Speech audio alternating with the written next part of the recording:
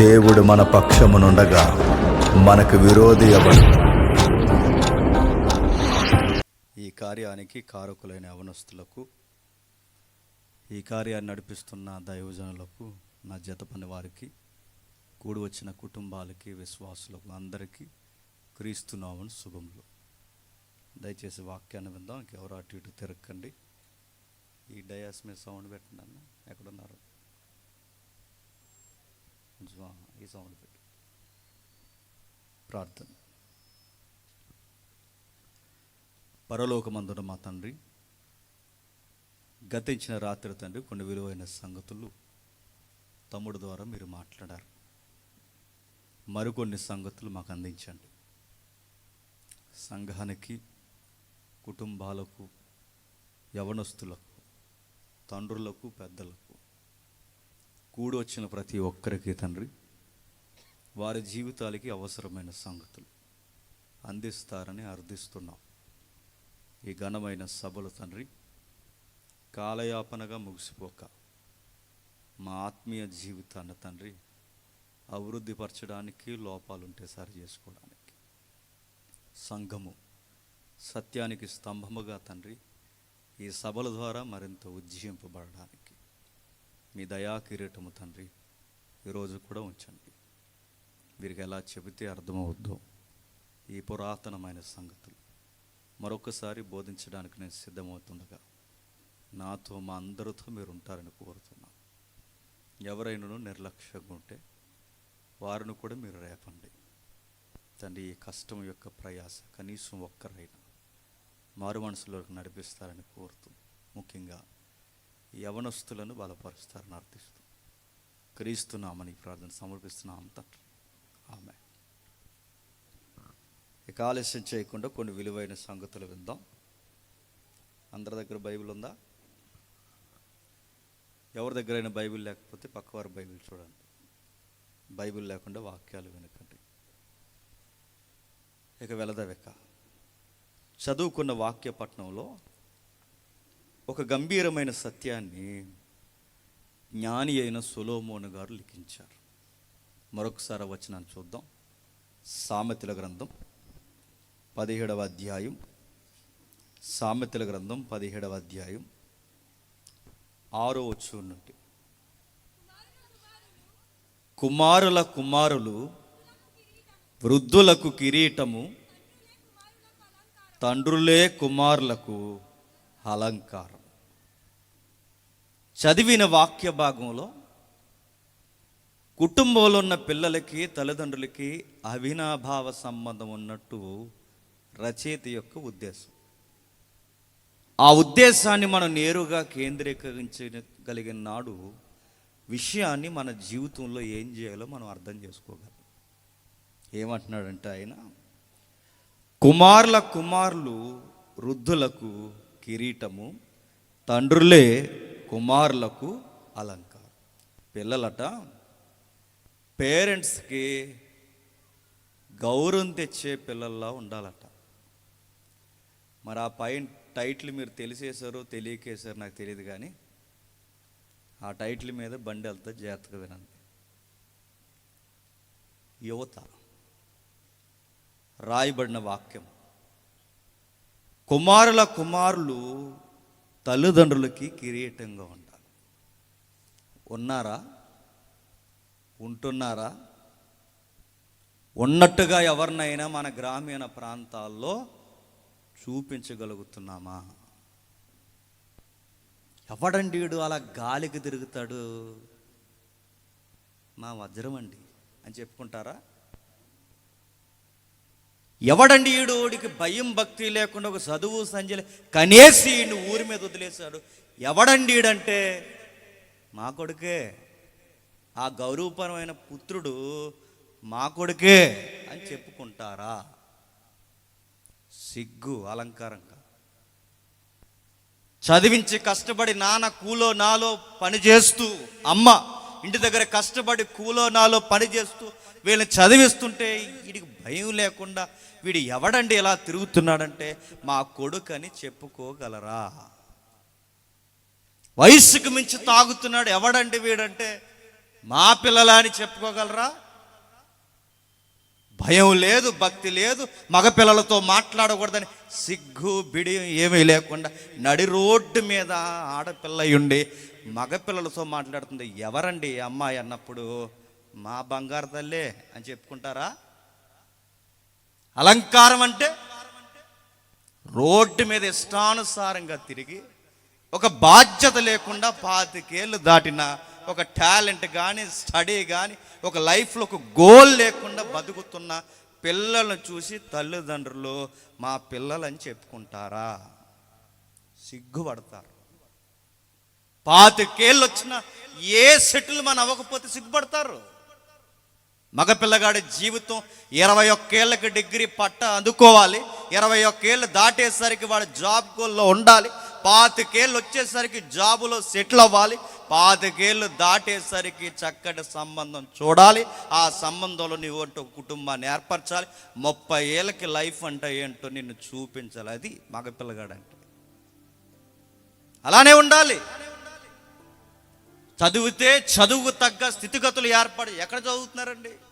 ఆ కరోనా దయవల్ల పాస్ అయిపోయారు. ఎవరు చదువుతున్నారు చెప్పండి? చదివే వాళ్ళు లేరు. గవర్నమెంట్ లొసుగులు కవర్ చేసుకోవడానికి గవర్నమెంట్ ఏమో తన విద్యాశాఖ యొక్క రెఫరెన్స్ చూపించుకోవడానికి వాళ్ళు ఏదో దాన్ని వంకెడతారు. దొరికింది అవకాశం అని గాలి తిరిగి సబ్జెక్టులని వెనకాల పెడతాం. సరే, ఒకవేళ పాస్ అయిపోయో, నీకు సబ్జెక్ట్ లేకపోతే, నీకు ఆ గ్రిప్పు లేనప్పుడు నీకు ఏదన్నా ఉద్యోగం ఇస్తే చేయగలవా? 2 ఎక్కం 10 వరకు వచ్చి మనకి 2 11 ఎంతరా అంటే చూసి చెప్తామంటమ్మా. నేను అడుగుతున్నాను, చదువు ఎలాగా? అందరికి రాదు చదువు. ఒకవేళ చదువు రాకపోయినా కనీసం పని అయినా చేయగలవా? చుట్టం వచ్చి పట్టం వచ్చి ఈదంటే పోయే ప్రతి ఒక్కడు వచ్చి ఎవడండి ఈడంటే ఏమని చెప్పుకుంటారు మీ అమ్మ నాన్న? చదువుకోవాలి, కిరీటముగా ఉండాలి, బాధ్యతలు కలిగి ఉండాలి. కుటుంబానికి తండ్రికి వయసు అయ్యి కీలు కండరు వంగే సమయానికి పర్లేదండి, ఇప్పటికిప్పుడు నాకు ఏమైనా ఏం పర్లేదండి, నా కొడుకు చూసేయగలడని అనగలడా మీ అయ్యా? నేను అడుగుతున్నాను. మా నాన్న నన్ను చూసి ధైర్యంగా ఉండగలడండి, ఇప్పటికిప్పుడు మా నాన్న మంచం పడితే మా నాన్న మంచం పట్టిన మా నాన్నే మళ్ళీ నేను బాగు చేసుకోగలను, మా ఇంట్లో ఏ లోటు లేకుండా నేను చూడగలను అనగలవా? చదువుకోరా అని చెప్తే నాకు అదుకోను, నాకు ఇదుకోను, నాకు ఫోన్ లేకపోతే వెళ్ళను, నాకు బైక్ లేకపోతే వెళ్ళకపోతే పోతావు. ఎవడి కోసం చదువుతావు? ఎవడి కోసం చదువుతావు? ఇంట్లో మళ్ళీ చేసింది ఎరగదీసింది ఏమీ లేదని ఇంట్లో కూర్చొని అడుగుతారు. ఆ కూర ఎవడనమన్నాడు, ఈ కూర ఎవడనమన్నాడు, మీ అయ్య వండమన్నాడు, ఎవడనమన్నాడు? మీ నాన్న వండమన్నాడు, కష్టపడిన ఆయన ఎవరు వండమన్నారంటే ఆయనకి నచ్చింది వండమంటాడు. నువ్వు కష్టపడు, రోజు చికెన్ ఫ్రైలు చేస్తారులే, నువ్వు ఎంతకంత నెలసరి స్కేల్ జీతంతే, ఒక 25 ఏళ్ళు 30 ఏళ్ళు స్కేల్ చూపించు, నచ్చిందల్లా వండుతారు. కిరీటముగా ఉండాలి. ఎవరండి అబ్బాయి? పద్ధతిగా ఉంటాడు, మంచిగా మాట్లాడతాడు, చక్కగా చదువుకుంటాడు, మంచిగా ఉద్యోగం చేస్తాడు. ఎవరండి అబ్బాయి అంటే, తండ్రికి నువ్వు ₹1,00,000 ఇవ్వాల్సిన అవసరం లేదు కానీ మై సన్ చెప్పుకుంటాడు. ఎవరండి ఈ అమ్మాయి? గౌరవపదం అమ్మాయి చేసుకుంటే ఇలాంటి అమ్మాయిని ఇంటికి కోడలుగా తెచ్చుకోవాలండి. ఇంత పద్ధతి అయిన తల్లి ఎవరు బిడ్డండి అన్నప్పుడు నా కూతురు అని చెప్పుకుంటున్నారా? ఎదిరించేస్తున్నారు. ఇది చదువుకోరా అని పంపిస్తే నాకు పెళ్లి చేస్తారా చేయరా అన్నారట. వెళ్ళాడు రా చదువుకుంటున్నా కదరా అంటే ఆ 3వ వీధిలో ఉంది, చేసేయండి నాకు అర్జెంటుగా. చేసేసి ఏం చేస్తావు అని అడుగుతున్నాను. చేసేస్తారు. నీకు 20 దాటు, లేదా నీకు 20 మీద ఉంటుంది బండి, ఆమెకి ఇంకా మైనారిటీ తీరదు, చేసేస్తారు. చిన్న వయసులోనే పెళ్లి చేసుకుంటారు. మగ పిల్లవాడికి ఒక ఏజ్ ఉండాలి, ఆడపిల్లకు ఒక ఏజ్ ఉండాలి. చేసుకుని ఏం చేస్తారు? చిన్న వయసులోనే పిల్ల జల్ల మీరు కన్నారో, నేను సీరియస్గా చెప్తున్నాను, మెడికల్ ప్రాబ్లం, షుగర్లు వచ్చేస్తాయి ఏమనుకుంటున్నారు. బార్డర్ దాటి బిహేవ్ చేశారో నడాలు వంగిపోయి కీళ్ళు వసులిపోతాయి ఏమనుకుంటున్నారు. రంగులు చూసి ప్రపంచం ఇదే జీవితం అనుకుని పెద్ద త్యాగాలు, దానికి మళ్ళీ ఫిలాసఫీలు, దానికి కొటేషన్లు, గోడ మీద పేర్లు, ఫ్లెక్స్ కింద ఫోటోలు, దానికి ఒక లైన్ కొటేషన్స్, దానికి స్టేటస్లు, అది మురిసిపోవడం, లైక్లు, డిస్లైక్లు, కామెంట్లు, తర్వాత డస్ట్బిన్ లైఫ్ అంతే. బైబిల్ చెబుతుంది, చాలా రాడికల్ స్టేట్మెంట్ ఇస్తుంది బైబిల్. ఏమందో చూడిదిగో చెబుతుంది, కుమారులారా మీ సీనియర్స్కి హానరబుల్గా ఉండండి, గౌరవం, మీ సీనియర్స్కి గౌరవం తెచ్చేలా ఉండండి. కింద పదం చెప్తున్నాడు చూడండి, తండ్రులే కుమారులకు అలంకారం. ఇప్పుడు మీరు జాగ్రత్తగా వినండి,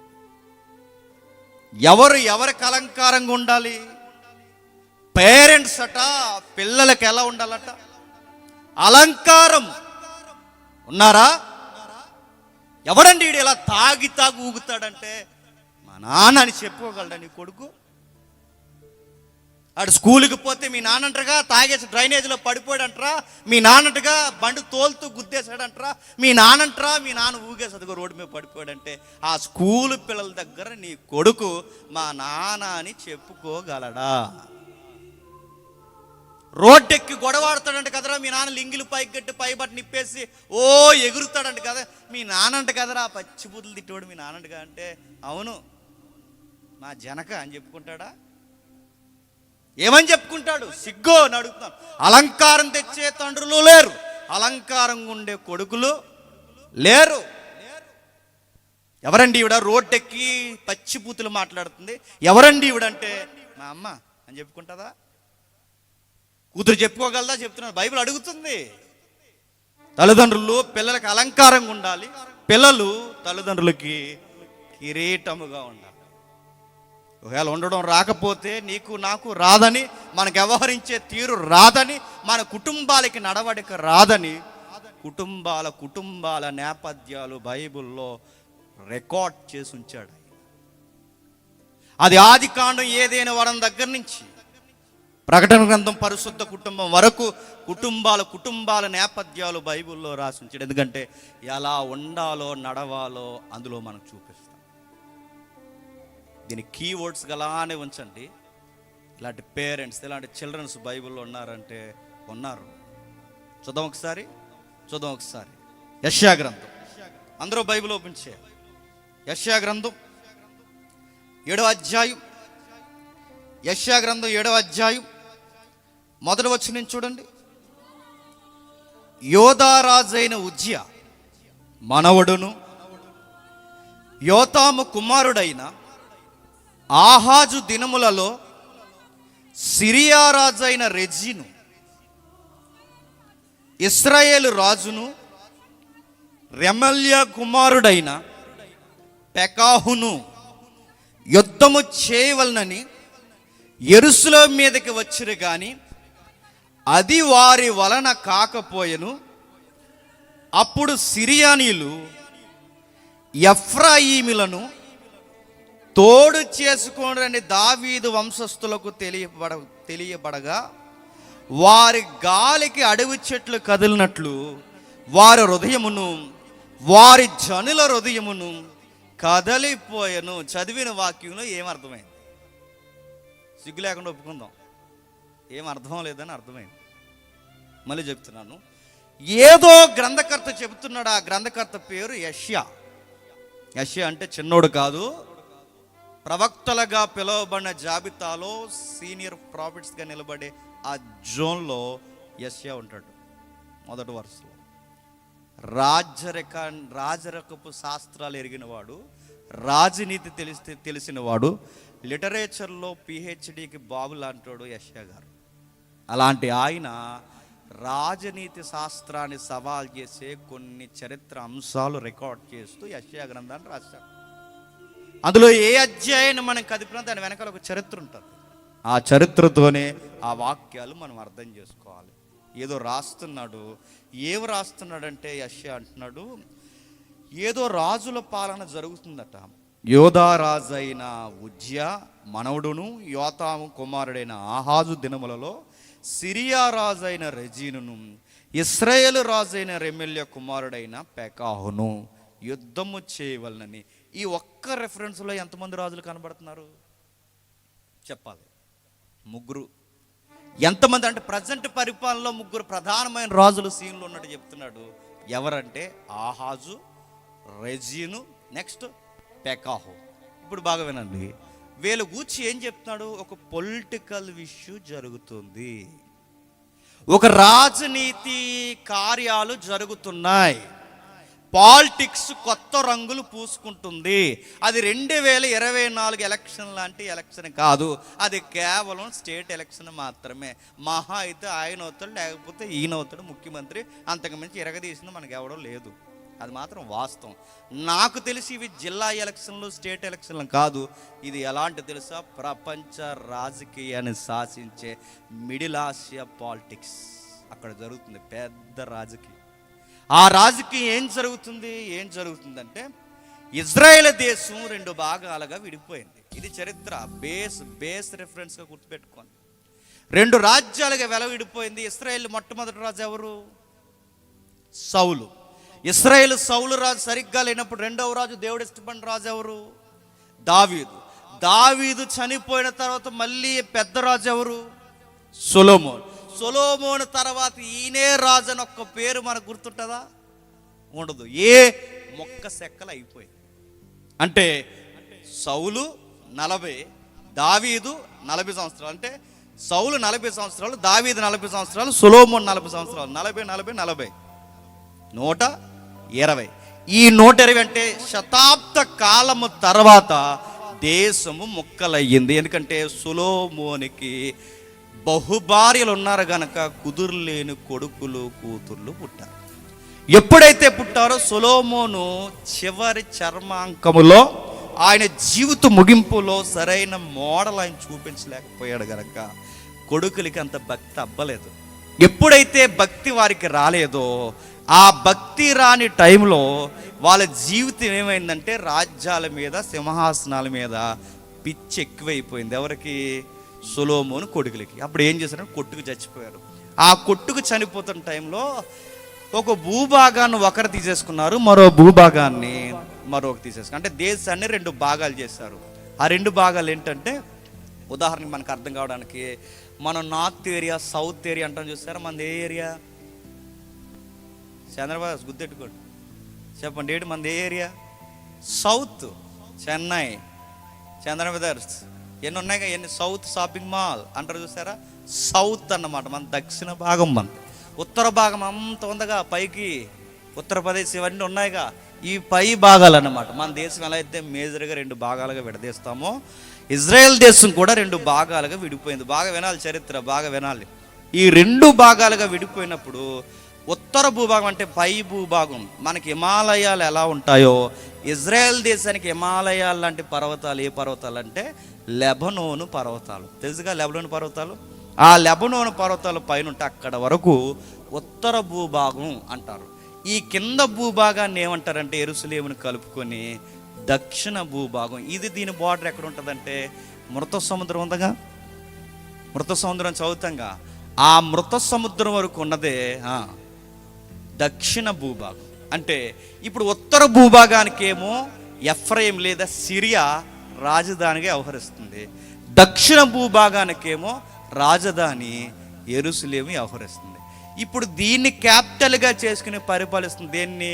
ఉత్తర భూభాగాన్ని, యెరూషలేముని క్యాపిటల్గా చూసుకొని పరిపాలిస్తున్నది ఎవరంటే ఆహాజు రాజు. ఎవరు? ఆహాజు రాజు.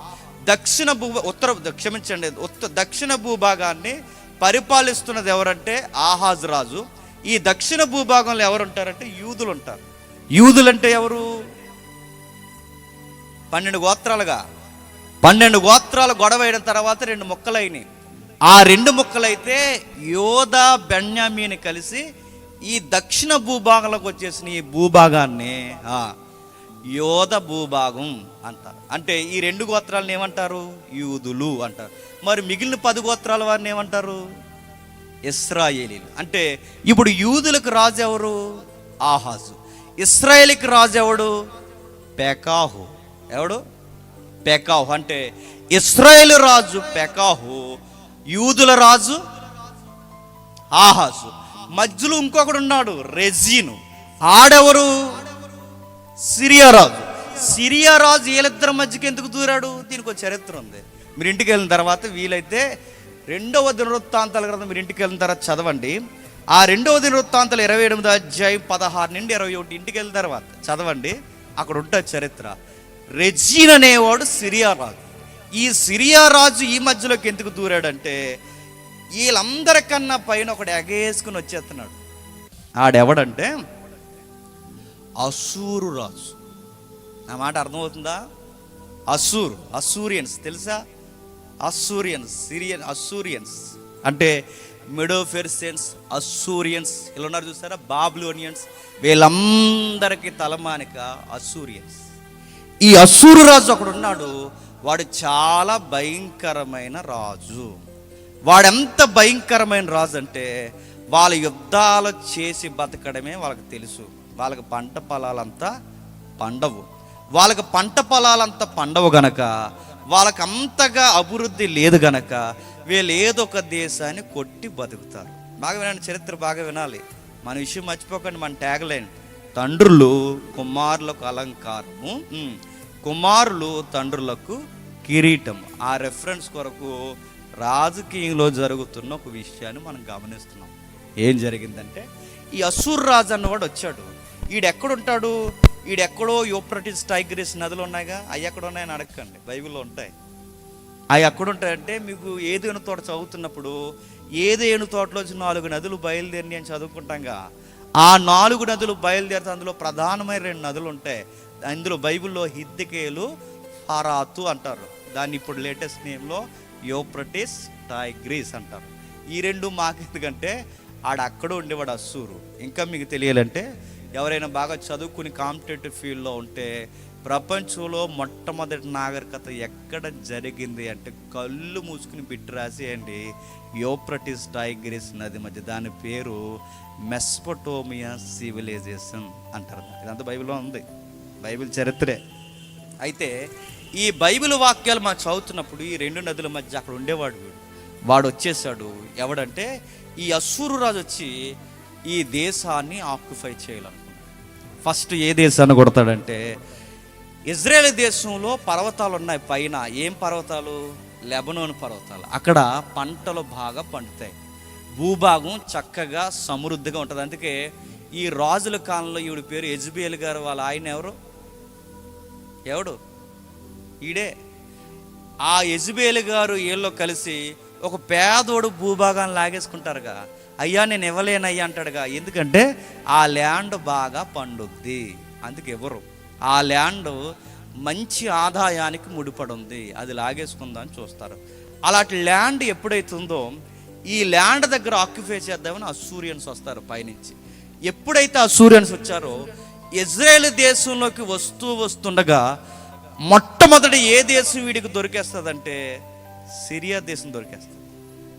మీకు అర్థమవుతున్నాయి నా మాటలు? నీకు అర్థం కావాలంటే ఒక మాట ఎందుకన్నా మంచిది, మీ దగ్గర మ్యాప్స్ ఉన్నాయా? సోషల్ మ్యాప్స్ కాదు, బైబిల్ మ్యాప్స్ ఉన్నాయా? చూస్తారు ఒకసారి, ఒక లుక్ వేయండి, మీకు ఎందుకన్నా మంచిది అర్థమవుద్ది. ఒక లుక్ వేద్దాం ఒకసారి. ఒకసారి ఇజ్రాయేల్, పాలస్తీనా, ఇజ్రాయేల్ గోత్రములు తెలుపు పాలస్తీనా పట్టమని 2వ మ్యాప్ ఉంది చూడండి. ఇజ్రాయేల్, పాలస్తీనా గోత్రములు తెలుపు పాలస్తీనా పట్టమని 2వ మ్యాప్ ఉంది చూడండి. అక్కడ మీరు చూడండి, మీరు పైకి అక్కడ నెంబర్లు ఇచ్చాడు కదా బాక్స్లో, రూబేను, సిమియోను, యోధా నెంబర్లు ఇచ్చాడుగా. ఆ నెంబర్ల పైన మీరు జాగ్రత్తగా చూడండి. అందులో 11వ నెంబర్ చూడండి. 11వ నెంబర్ మీకు అనిపించిందా? ఆ 11వ నెంబర్ని మ్యాప్లో చూడండి, మధ్యలో ఉంది చూడండి. 11వ నెంబర్ మ్యాప్లో చూస్తే ఆ పైకి మీరు వెళ్ళిపోతే షెకెము కనబడుతుందా? ఆ షెకెమునే షోమ్రోను ప్రాంతంగా ఆ పక్కన ఉంటుంది. ఎఫ్రాయిము ప్రాంతంగా పక్కన ఉంటుంది. అంటే ఇక్కడ వరకు ఉన్న భూభాగం అంతా ఏదంటే ఉత్తర భూభాగం. ఈ పైకి మీరు అలా వెళ్ళిపోతే స్టార్టింగ్ నేమ్స్ కనబడుతున్నాయి చూడండి. లెబనోను కొండ కనబడుతుందా? కొండ అంటే కొండలాగా ఉండదు, మ్యాప్లో అలాగే ఉంటుంది. లెబనోను కొండ. ఆ పక్కకి మీరు అలా రండి, హెర్మోను కొండ. ఆ పక్కకి రండి, దమస్క్ అంటే సిరియా దేశానికి రాజధాని పేరేంటి? దమస్కు. అంటే సిరియా రాజధాని ఏ రాజధాని?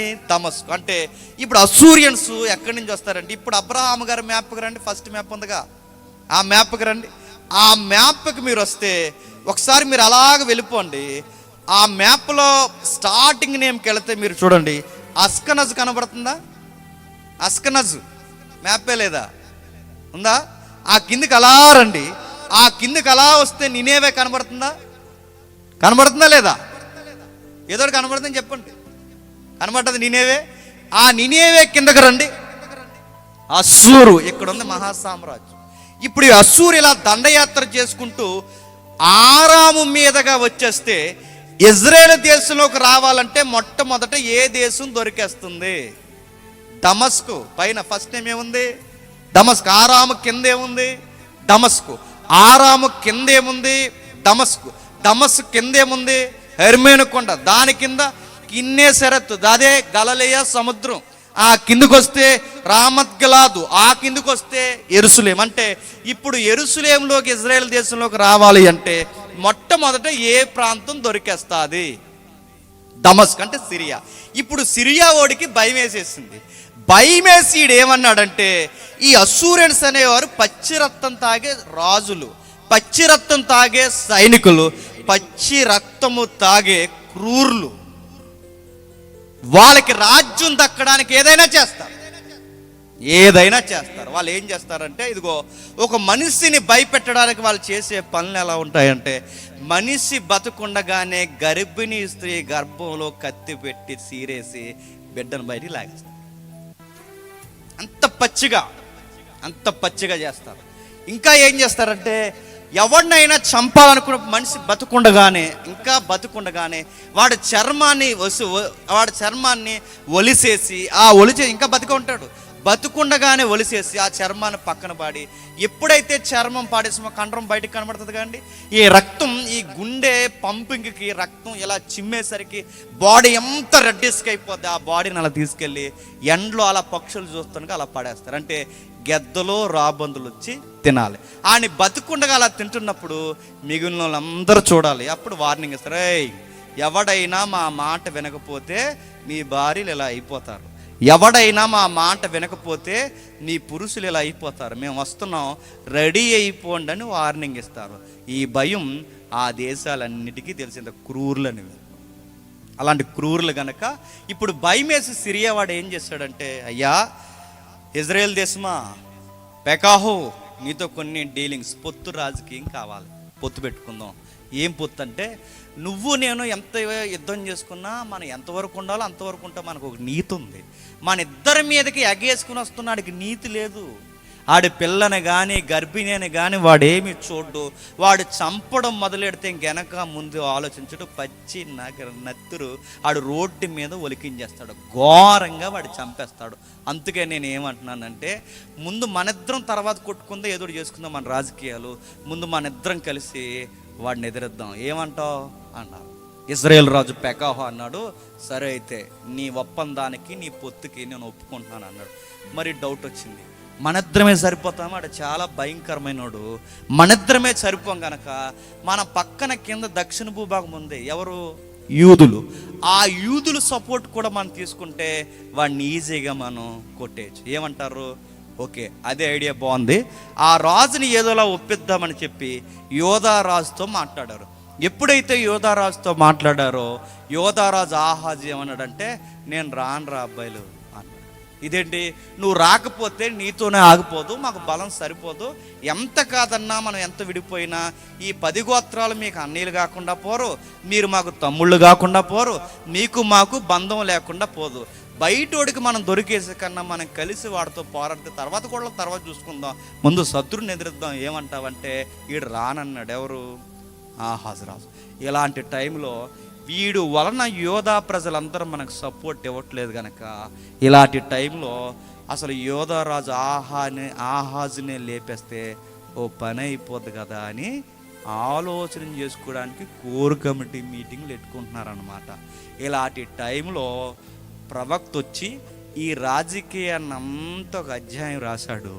ఆ అధ్యాయం పేరే యెషయా గ్రంథం 7వ. ఎంత ఉంది రాజకీయం అక్కడ. ఆ మాట అర్థమైందా?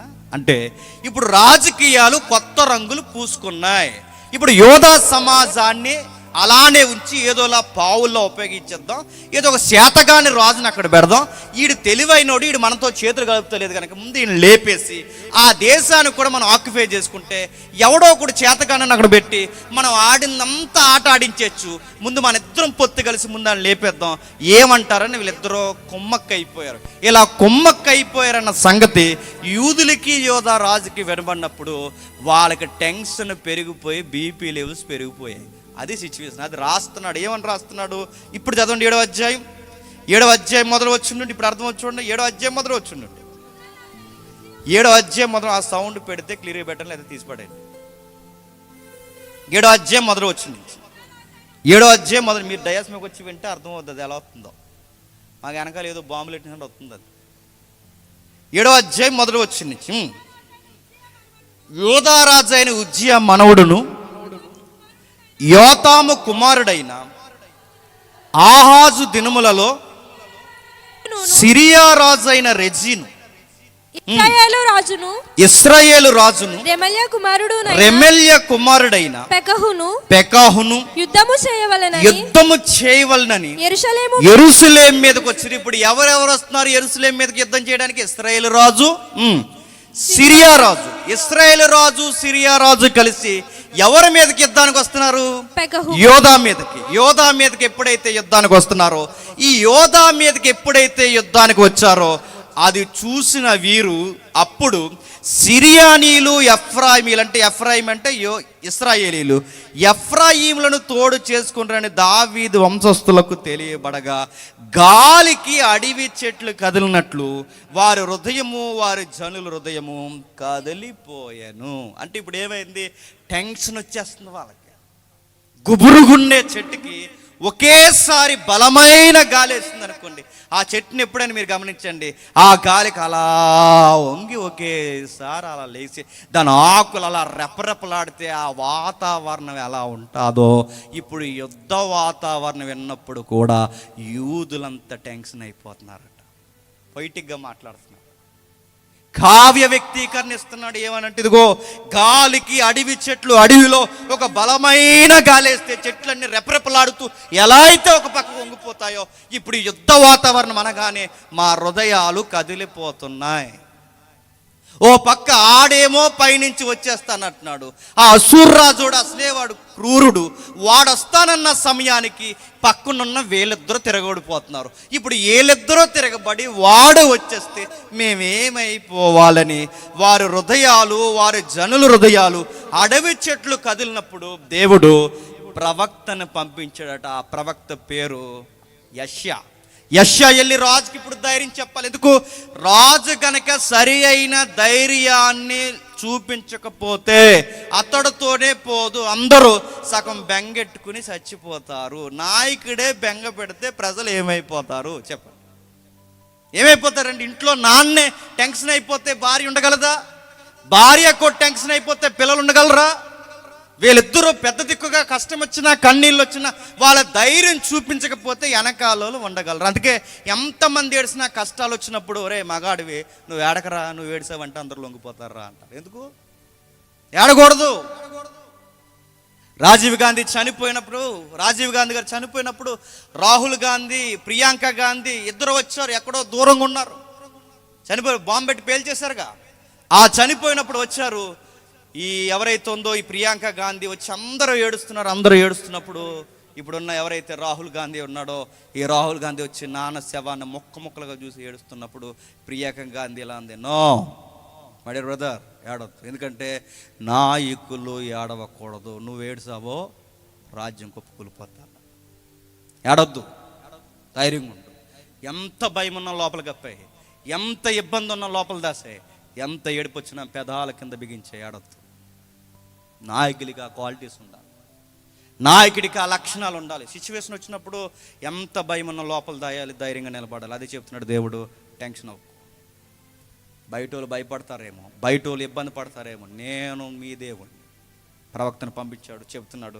అప్పుడు యెహోవా యెషయాతో ఇలాగూ సెలవిచ్చును, ఆహాజుని ఎదుర్కొంట కంటే నువ్వు రాజుని ఎదుర్కొనుటకు నీవును నీ కుమారుడైన శయర్యాషుబును సాకిరేవు మార్గము పైన కోనేటి కాలవ కడ వరకు పోయి అతనితో ఇలాగు చెప్పుము, భద్రము సుమి నిమ్మలించు పొగరాయుచున్న ఈ రెండు కొరకంచు కొనలకు అనగా రెజీనును సిరియనులు సిరియానీలు రెమల్య రెమల్య కుమారుడు అని వారి కోపాగ్నికి జడియకు నీ గుండె అవి నీకు టెన్షన్ అవ్వకు.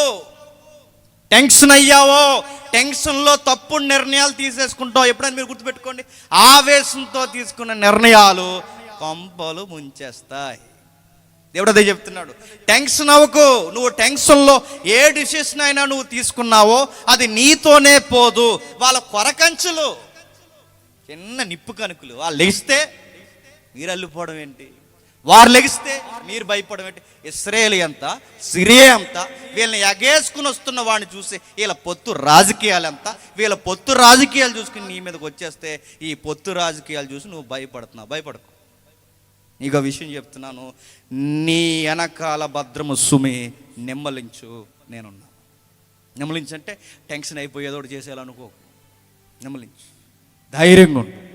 యెషయా చెప్తున్నాడు ఎవరికి? ఆహాజ్కి. ఏం టెన్షన్ అవ్వకు, ఇదిగో చెప్తున్నాడు దేవుడు చెప్తా నీకో మాట ఇస్తున్నాడు. ఇజ్రాయేల్ దేశం కలిసి వచ్చిన, సిరియా దేశం కలిసి వచ్చిన యోధా దేశానికి ఏమీ కాదు. రాజుకి యెషయా చెప్తున్నాడు ఏమీ కాదని మీరు ఎలా చెప్పగలరని. ఒకవేళ రాజే కనుక తిరగేసి అడిగితే ఒక కదిలే సాక్ష్యం చూపించు. ఆ కదిలే సాక్ష్యం ఏంటో తెలుసా? పత్రము కాదు, ఆ కదిలే సాక్ష్యం రాసిన రాతపత్రిక కాదు, ఆ కదిలే సాక్ష్యం శిలాపలకం కాదు, ఆ కదిలే సాక్ష్యం ఏదీ కాదు. ఆ కదిలే సాక్ష్యం యెషయా. ఆహా జడిగినప్పుడు చెప్పు, నీ కొడుకే కదిలే సాక్ష్యం. శయర్యాషుబ్ అంటే ఆ పేరుకి అర్థం ఉంది. శయర్యాషుబ్ అంటే ఆ పేరుకి అర్థం ఏంటో తెలుసా? యెషయా తన కొడుక్కి పేరెట్టాడట. నా కొడుకు పేరేంటంటే యోధా శాసము ఎక్కడికి పోదు. అది హెబ్రూ శబ్దం. అంటే హెబ్రూ నామకరణంలో యెషయా కొడుకు పేరు ఏంటో తెలుసు? ఇదిగో ఈ దేశానికి ఏమీ కాదు. తన కొడుక్కి పేరెట్టాడు. ఇదిగో నా కొడుకు ఎందుకు పుట్టాడంటే నా కొడుకు పుట్టింది ఈ దేశం యొక్క యుద్ధ వాతావరణం సమయంలో నా కొడుకే పెద్ద సాక్షి. నా కొడుకు ఉన్నంత కాలం ఏ రాజకీయాలు ఎన్ని రంగులు పూసుకున్నా ఈ దేశానికి ఏమీ కాదు. వీడు దేవుని పక్షమున సాక్షి. ఇప్పుడు చెప్పండి, యెషయా తన కొడుక్కి అలంకారము, యెషయాకి తన కొడుకు కిరీటం.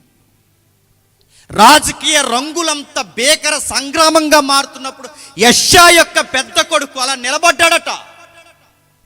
నాన్న పెట్టిన పేరు, ఆ పేరంట తెలుసు? ఇదిగో ఇతడుండగా ఈ దేశానికి డోకా లేదు, ఇతడుండగా ఏమీ కాదు. రాజు అడుగుతాడు, ఆధారం ఏంటి? Witness, sign. నా కొడుకు, నా కొడుకు పేరే చెప్తుంది. నువ్వు సాకరేవు మార్గం దగ్గర నువ్వు ఏమేమి సిద్ధం చేసుకుంటున్నావు నాకు తెలియదు, కానీ నా దేవుడు చెప్పమన్నది చెప్పడానికి వచ్చాను. ఆ చెబుతున్న దానికి సాక్ష్యము నా కొడుకే. నా కొడుకు ఉన్నంత కాలం ఏమవుతుంది? ఇదిగో నా కొడుకు ఊరకే పుట్టలేదు, ఈ దేశం యొక్క దేవుని సాక్ష్యం కొరకు నా కొడుకు పుట్టాడు. మరో మాట చెప్తున్నాడు చూడండి, అదే 8వ అధ్యాయం 18వ వచనం చూడండి. అది యెషయా గ్రంథం 8వ అధ్యాయం 18వ వచనం. ఇదిగో నేనును యెహోవా నాకు ఇచ్చిన పిల్లలను సియోను కొండ మీద నివసించు సైన్యములకు అధిపతియగు యెహోవా వలన సూచనలు గాను మహత్కార్యములు గాను ఇశ్రాయేలు మధ్య ఉన్నాము. ఎలా ఉన్నాడట యెషయా? నేనే కాదు నా కొడుకు కూడా సాక్షి, నేనే కాదు నా చిన్న కొడుకు కూడా సాక్షి, నేనే కాదు నా కుటుంబం యావత్తు దేవుని పక్షమున, సువార్త పక్షమున సూచనలుగాను మహత్కార్యములుగాను ఇజ్రాయేలు దేశము మధ్య ఉన్నాను. కుటుంబం అంటే అలా ఉండాలండి. తండ్రి ఒకలాగా, కొడుకు ఒకలాగా, కొడుకు ఒకలాగా, తండ్రి ఒకలాగా కాదు. తండ్రి బాటలోనే కొడుకు, కొడుకు కోరుకున్నట్టుగానే తండ్రి యొక్క పాండిత్యం. ఆ తల్లిదండ్రుల యొక్క నేపథ్యం ఎలా ఉందో చూడండి. ఇదిగో దేవునికి, సియోను కొండ మీద దేవునికి, సైన్యముల అధిపతి యొక్క యెహోవాకి మేము ఎలా ఉన్నామో తెలుసా? ఒక గొప్ప సూచనలుగా ఉన్నాం, మహత్కార్యములుగా ఉన్నాం ఇశ్రాయేలు దేశం మధ్య. ఇదిగో దేవుడు ఏదన్నా చెప్పినప్పుడు ప్రజలు సాక్ష్యం అడిగితే నా కొడుకులే సాక్ష్యము, నా కొడుకులే సాక్ష్యము. ఎవరండి ఈ అబ్బాయి అని అడిగితే యెషయా గారి పెద్ద కొడుకు చెప్తాడు. ఎవరు మీ నాన్నగారిని అడిగితే యెషయా గారి నాన్నగారు గూర్చి కొడుకు చెబుతాడు, కొడుకు గూర్చి నాన్న చెబుతాడు. మా నాన్న యెషయా, మా నాన్న యెషయా అని చెప్తాడు. ఇదిగో ఈయన కూడా చెప్తాడు మా కొడుకు, ఇదిగో ఆ పెద్ద కొడుకు, శాసము మిగిలిన అర్థం వచ్చే మా పెద్ద కొడుకు. నేను అడుగుతున్నాను, చెప్పండి, వీళ్ళ పేర్లు దేవునికి సాక్ష్యంగా ఉన్నాయట, వీళ్ళ తీర్లు దేవుని పక్షమున అద్భుతాలుగా ఉన్నాయట. మరి మన పేర్లు చెప్పండి, మన కొడుకులకి కూతులకి ఏ పేర్లు, ఎలాంటి పేర్లు పెడతాం? కలిసిలా కట్టండి అంట. ఎవరిది? అప్పరాగర్లో అప్పారావులో కలపండి, చెప్పండి. పాపారావులో కలపండి. అడుగుతున్నాను, అప్పారావు ఎవరు? ప్రవక్త? ఎవరని అడుగుతున్నాను. ఆ తాతే తాగి సారా తాగి చచ్చిపోయాడు. ఇప్పుడు ఆయన గారి పేరు ఈయన కట్టాలట, అప్పారావుని తీసి చెప్పండి ఈ కలపాలట. మా నాన్నమ్మ పేరట, నాన్నమ్మ ప్రవక్తనియా అడుగుతున్నాను నేను. పచ్చి పూతోడు చచ్చిపోయింది ఆవిడ. ఆ పచ్చి పూతులాడు నా తాగుబోద్దు దాని పేరు ఎట్టమంటావా? ఏం పేర్లు పెడుతున్నావు? బైబిల్లో మీరు చూడండి, కొడుకుల పేర్లైనా తండ్రుల పేర్లైనా ఆ పేర్లకు అర్థాలు ఉన్నాయి. మరి మన పేర్లు ఒక అర్థం లేదు, ఒక సందర్భం లేదు. వాళ్ళ కొడుకులైనా కూతుర్లైనా దేవునికి సాక్షార్థంగా ప్రజల మధ్య ఉన్నారట. సరే, ఒకవేళ దేవుడికి అనుకూలమైన పేర్లే పెట్టమంటే ఈ బైబిల్లో పేర్లే పెట్టుకుంటాం. దావీదు, అబ్రహాము, మోసే, శారమ్మ, మరియమ్మ, మార్తమ్మ. అడుగుతున్నాను, మరియంలో ఉందా? మార్తంలో ఉందా? అబ్రహాం గారు పచ్చి బ్యాందీ తాగుతాడు. అబ్రహాం గారు బ్యాందే పడిపోతాడు ఆ డ్రైనేజీలో. మోసే గారు సరపేట తాగెత్తాడు, పచ్చి బూతులు పడుతుంది. ఎవడు? శారమ్మ, పచ్చి బూతులు. ఈవిడెవరు? ఎలా మారుతుంది? మరియమ్మ. ఎలా ఉన్నారేంటి? భక్తుల పేర్లు కనీసం ఆ పేరుకి తగ్గట్టయినా ఉన్నారా? ఇలా పేర్లు ఒకటి, బతుకొకటి కదండి. పేరే బతుకు, బతుకే పేరు. వాళ్ళ పేర్లు తగ్గ బతుకే దేవుడు చెప్తున్నాడు. సయర్యాషీబో, ఈ అబ్బాయి ఉన్నంత కాలం ఎన్ని రంగులు రాజకీయం మార్చుకున్నా పాలిటిక్స్ని దేవుడు అలా ఆపేశాడు అంతే. ఆ రోజు రాజకీయాలను ఆపేశాడు. ఎందుకంటే ఈ అబ్బాయి ఉన్నంత కాలం రాజకీయాలకి ఏమీ కాదు, నీ దేశ రాజకీయం ఏమీ కాదు. ఈ అబ్బాయి, ఈ కొడుకు యెషయా పెద్ద కొడుకు, ఈ కొడుకు రాబోతున్న నా కొడుక్కి ముంగుర్తు. ఎన్ని విషయాలు చెప్తున్నాడు చూడండి. మీరు ఎక్కడైనా మీరు చూడండి, మళ్ళీ చదువుతాం. ఇదిగో నేనును యెహోవా నాకు ఇచ్చిన పిల్లలను సియోను కొండ మీద నివసించు సైన్యములకు అధిపతి యెహోవా వలన సూచనలుగాను మహత్కార్యములుగాను ఇశ్రాయేలు మధ్య మేము ఉన్నాము. నేను అడుగుతున్నాను, మనం ఎలా ఉన్నాం ఈ ఊర్లో మనం ఎలా నివసిస్తున్నాం చెప్పండి. తండ్రి వస్తే కొడుకు రాడు, కొడుకు వస్తే తండ్రి రాడు, వీళ్ళిద్దరు వస్తే పిల్లలు రారు, వీళ్ళందరూ కుటుంబం వస్తే ఇంకా వాళ్ళకి పాటలు ఇవ్వకపోతే ఇంకా సంఘంలో కుదురుండరు. వాళ్ళకి ఏదో పాంప్లెట్ పేరేసి ఇలాంటి వేదికల మీద బొక్క ఇవ్వకపోతే గొడవ పెట్టేస్తారు. అడుగుతున్నాను, మన వలన ఏమన్నా దేవునికి ఇలా విట్నెస్గా ఉన్నారని చెప్పుకోగలమా?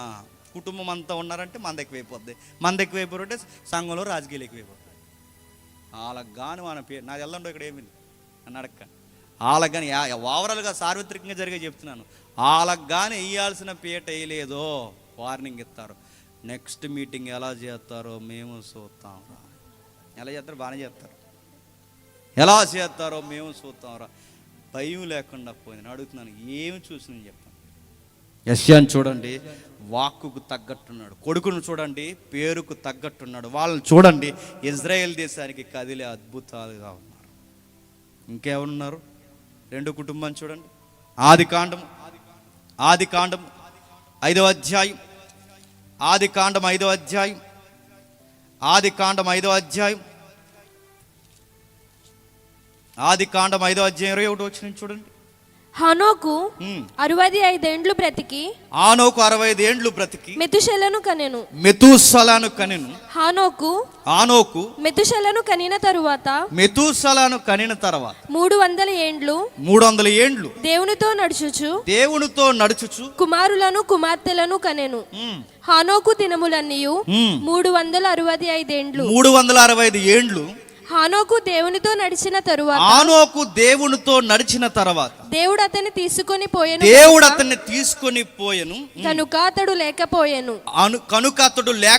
రాయబడిన వాక్యాన్ని మీరు చూడండి. చదువుతున్న వాక్యంలో ఒక మాట రాస్తున్నాడు. 65 ఏండ్లు బ్రతికి ఎవరిని కన్నాడట? మెతూసల. ఇక్కడ చరిత్ర ఉంది మళ్ళీ. 65 ఏండ్లు బతికిన తర్వాత మెతూసలాని కన్నాడు. మెతూసలాని కనిన తర్వాత ఎన్ని సంవత్సరాలు బతికాడట? 300 సంవత్సరాలు. విచిత్రం చూడండి. ఆ జీవిత భాగాలు ఏవైతున్నావో 65 300 అంటే ఇప్పుడు ఈ 65ని 300ని 2 భాగాలుగా విడగొట్టేశాడు. మనం కాలాన్ని క్రీస్తు పూర్వం క్రీస్తు శకమని ఎలా అయితే మాట్లాడుకుంటామో ఆనోకు జీవితాన్ని కూడా 2 భాగాలుగా మాట్లాడుతున్నాడు. ఆ 2 భాగాలు ఏంటో తెలుసా? కొడుకు పుట్టాక, కొడుకు పుట్టకముందు. కొడుకు పుట్టకముందు, కొడుకు పుట్టిన తర్వాత. అంటే ఈ 2 భాగాలు చేయడానికి మధ్యలో కొడుకు పుట్టాడు. మెతూసల పుట్టిన తర్వాత అక్కడ చూడండి. ఆనోకు 65 ఏండ్లు బ్రతికి మెతూసలని కనెను. ఆనోకు మెతూసలని కనిన తర్వాత 300 ఏండ్లు బ్రతికి దేవునితో నడుచుచు కుమారులను కుమార్తెను కన్ను. బాగా వినండి. మెతూసలాను కనిన తర్వాత 300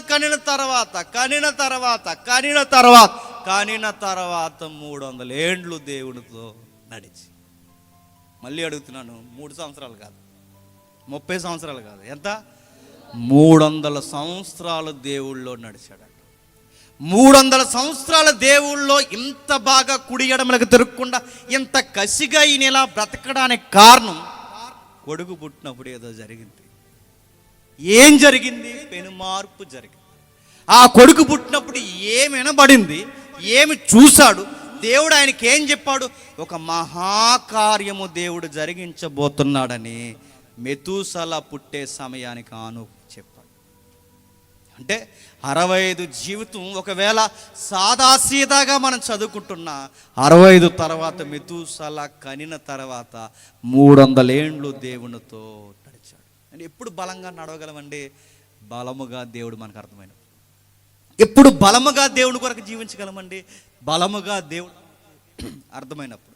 అది ఎప్పుడైతే మనం చూడగలుగుతామో అప్పుడు చక్కగా దేవుడు కోరుకునే చిత్తాన్ని మనం జరిగించగలం. కానీ మనం ఎందుకు దేవుని కొరకు 3 రోజులు బాగుంటాం, 3 రోజులు బాగోం, 4 రోజులు బాగుంటాం, 4 రోజులు బాగోం, ఈ వారం బాగుంటే వచ్చే వారంలో సంఘానికి రాం, 2 వారాలు లైన్కి వస్తే 3వ వారం గొడవడేసుకుంటాం. ఇలా ఉంటాయని అడుగుతున్నాను. ఎందుకు మనం కుడి ఎడమలకు తిరిగిపోతున్నాం? కారణం మనం ఏదో బలంగా దేవుడిని చూడలేకపోతున్నాం. సంఘానికి ఎందుకు వస్తారా అంటే పాటేస్తారు, వస్తారు కొంతమంది తెలుసా. పాట ఇవ్వకపోతే మానేస్తారు. ఈజీ ఇంకాలకి. మీరు ఎందుకు వస్తున్నారంటే వాకింగ్ చదువుతారని వస్తారు, వాకింగ్ చదవకపోతే మానేస్తారు. మీరు ఎందుకు వస్తున్నారంటే ఏదో ఒక పదవి ఇస్తారని వస్తారు, పదవి లేకపోతే మానేస్తారు. మీరు ఎందుకు వస్తారు? ఏదో ఒక మంచి జరుగుతుందని వస్తారు, జరగకపోతే మానేస్తారు. ఇది మన బలమైన విశ్వాసాలు. కానీ వీళ్ళు ఎందుకు అంత కసిగా బతకగలిగారు చెప్పిన? వాళ్ళు ఏదో చూశారు. ఏం చూశారు? మెతూసలాని కనిన తర్వాత. మీరు ఆ సందర్భం మీరు గమనించగలిగితే ఆదికాండం 5-6 అధ్యాయాలు అనగానే 7వ అధ్యాయంకి వచ్చేసరికి ఒక మహాప్రలయం వస్తుంది. ఆ ప్రళయం ఏంటి? జలప్రలయం. జలప్రలయం వస్తుందన్న సంగతి నోవహు ఒక్కడికే కాదట, ఆనోకు కూడా తెలుసు.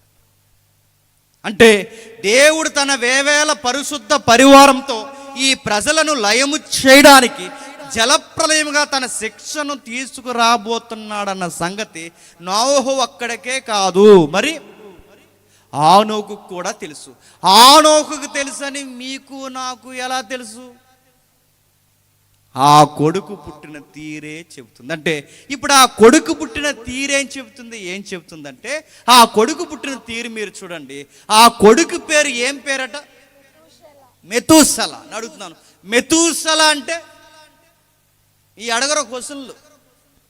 బైబిల్ పరీక్షలు పెడతారుగా, బయట వాళ్ళు చూసి మన వాళ్ళు కూడా వాతలు వేసుకుంటున్నారు ఈ మధ్య. ఏం వాతలు అంటే మీలో ఎవరు కోటీశ్వర్లు అంటే సి అంటారని మీలో ఎవరు బైబిల్ జ్ఞానం అంటారు. అక్కడ ఒక కుర్చీ చేశారు, ఇక్కడ ఒక కుర్చీ చేశారు. ఈ కుర్చీలు ఈయన కూర్చుని ఆ ఎదురుగా ఎవడో నీలాటో నాలాటో కూర్చోబెట్టి బైబిల్లో ఎక్కువ కాలం బతికింది ఎవరు? ₹1000 ప్రశ్న అన్న. ₹1000 ప్రశ్న ఎవరు? మెతుసల. ఇప్పుడు అడుగుతున్నాను ₹1,00,000 ప్రశ్న. మెతుసల ఒక్కడే ఎందుకు అంతకాలం బతికాడు? దీనికి చెప్పండి. మిమ్మల్ని అడుగుతున్నాను. మెతుసల అని ఎక్కువ కాలం బ్రతికిన వ్యక్తి మెతుసల అని చెప్తున్నావు, ఆయన ఒక్కడే ఎందుకు అంతకాలం బతికాడు? 969 అంటే సుమారు 1000 సంవత్సరాలు ఎందుకు బతికాడంటే ఆయన బతుక్కి జల ప్రళయానికి సంబంధము ఉంది. ఏమి సంబంధం ఉంది? ఏమంటే ఆయన పేరే చెప్తుంది. ఏం పేరు? ఆయన పేరు మెతుసల. మెతుసల అనగానే హెబ్రూ శబ్దం ఏంటంటే తదనంతరం. అంటే ఈ అబ్బాయి మరణించేంత వరకు ఈ లోకం మీదకి జల ప్రళయం రాదు. ఆయన మరణించిన వెంటనే ప్రళయం వచ్చేస్తుందని అర్థం వచ్చే పేరే మెతుసల. అంటే మెతుసల బ్రతుకున్నంత కాలం ప్రళయం రాదు. మెతుసల చనిపోయిన వెంటనే ప్రళయం వస్తుంది. అంటే 65 సంవత్సరాల తర్వాత ఈ కొడుకు పుట్టిన తర్వాత పెను మార్పు ఎందుకు ఆనోకు వచ్చింది?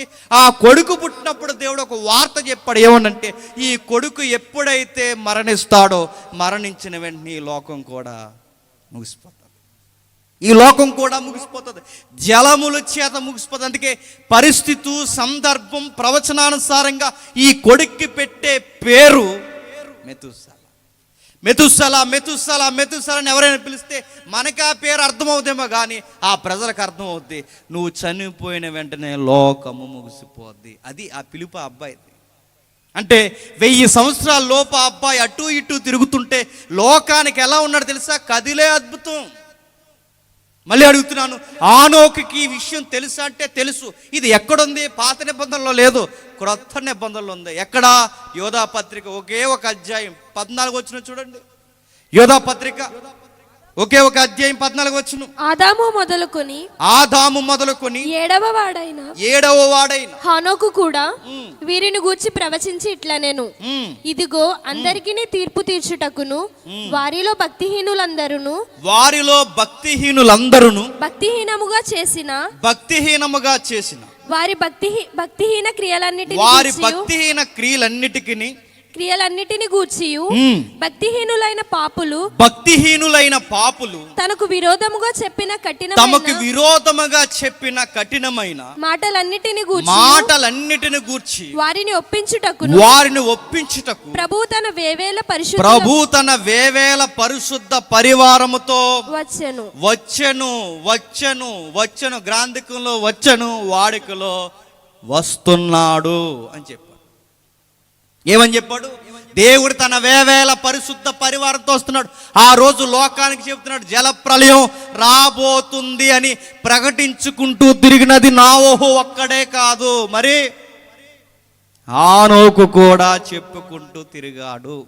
ఆనోకు చెప్పుకుంటూ తిరుగుతూ వెళుతుంటే ప్రజలందరూ అడుగుతారు, జలప్రళయం వస్తుందనడానికి ఆధారం, విట్నెస్, సైన్ ఏంటయ్యా అని అడుగుతారు.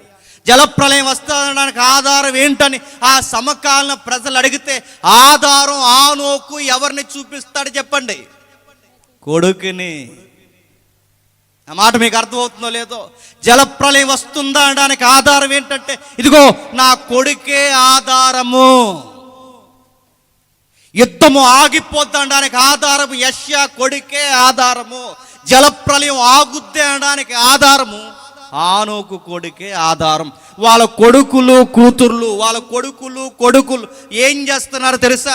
వస్తున్న యుద్ధాన్ని ఆపేస్తున్నారు, వస్తున్న ప్రళయాన్ని ఆపేస్తున్నారు. నేను అడుగుతున్నాను, మన కొడుకులు ఆపేస్తున్నారా తెచ్చేస్తున్నారా చెప్పండి?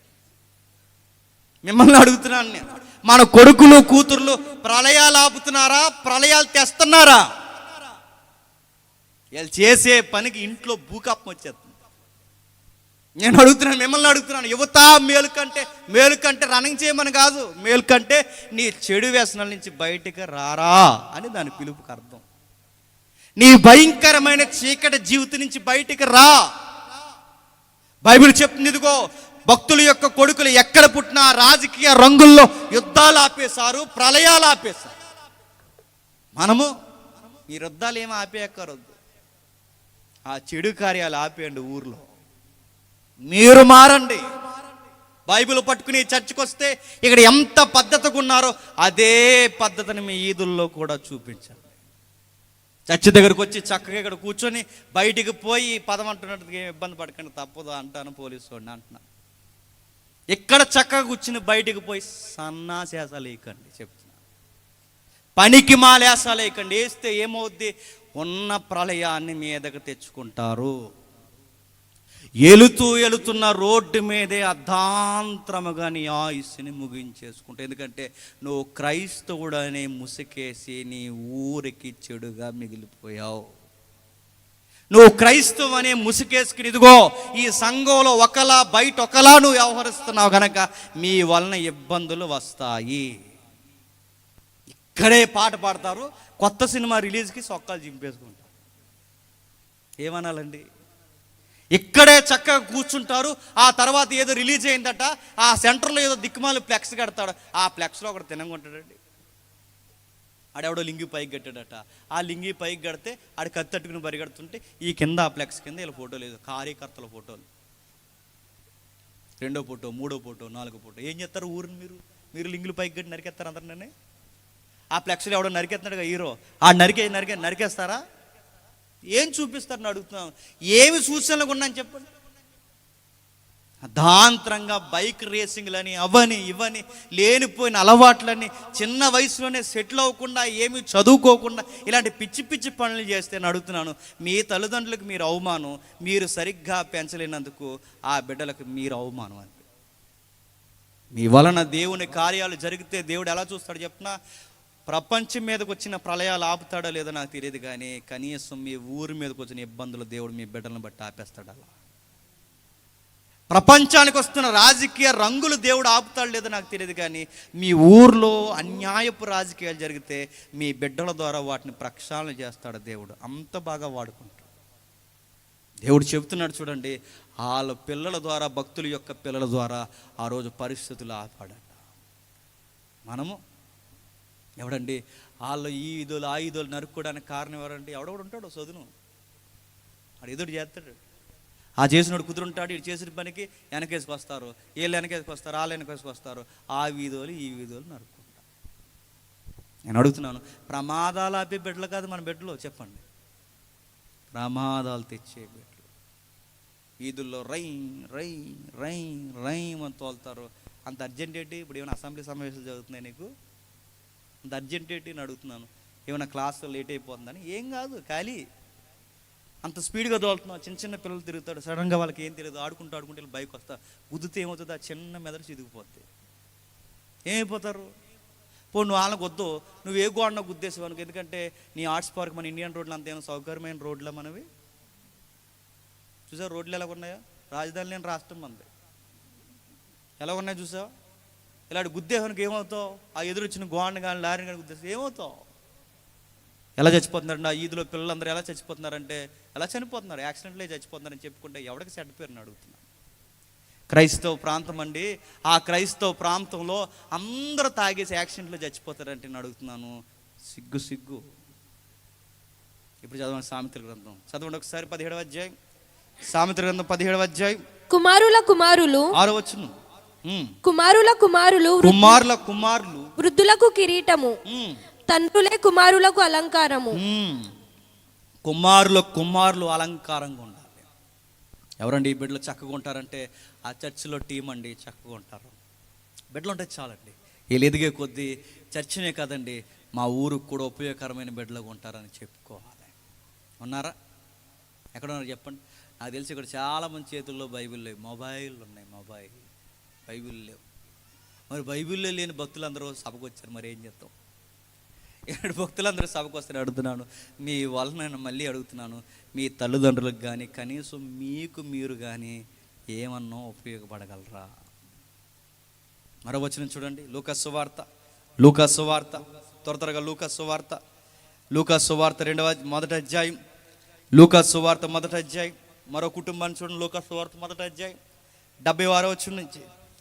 లూకా సువార్త 1వ అధ్యాయం మరియు 76 వచనం నుండి మరియు ఓ శిశువా ఓ శిశువా, నీవు సర్వోన్నతుని ప్రవక్తవనబడుదువు, నీవు సర్వోన్నతిని ప్రవక్త అనబడదు. మన దేవుని మహావాత్సల్యమును బట్టి మన దేవుని మహావాత్సల్యమును బట్టి వారి పాపములను వారి క్షమించవలన పాపములు క్షమించబడుటకు తన ప్రజలకు తన ప్రజలను రక్షణ జ్ఞానం ఆయన అనుగ్రహించినట్లు ఆయన మార్గములను ఆయన సిద్ధపరచుటకై మార్గమును సిద్ధపరచుటకై నీవు ప్రభువునకు ముందుగా నీవు ప్రభువునకు ముందుగా నడుతువు మన పాదములను సమాధాన సమాధాన మార్గములోనికి నడిపించినట్లు చీకటిలోను మరణ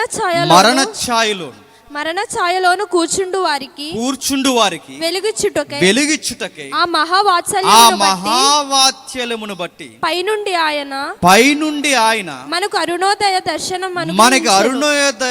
దర్శనము అనుగ్రహించిన సందర్భం ఏంటి? ఒక సీనియర్ పాస్టర్ గారు ఉన్నారు అక్కడ. ఎవరైనా? జకరియా గారు. ఆ జకరియా గారికి ఒక శిశువు పుట్టాడట. ఎవరు? యోహాను గారు పుట్టిన వెంటనే నెలల నిండానే ఆ శిశువు చెవిలో దేవుడు పాట పాడుతున్నాడంట వాళ్ళ నాన్నగారు. ఏమని పాడుతున్నాడు పాట? అది ఇప్పుడు మనం చదువుకున్నది. అంటే శిశువు చెవులో పాడుతున్న పాట ఏంటంటే, ఓ శిశువా, నువ్వు సర్వోన్నతిని ప్రవక్త అనబడదువు. ఎలా మోటివేషన్ చేస్తున్నారు చూసారా?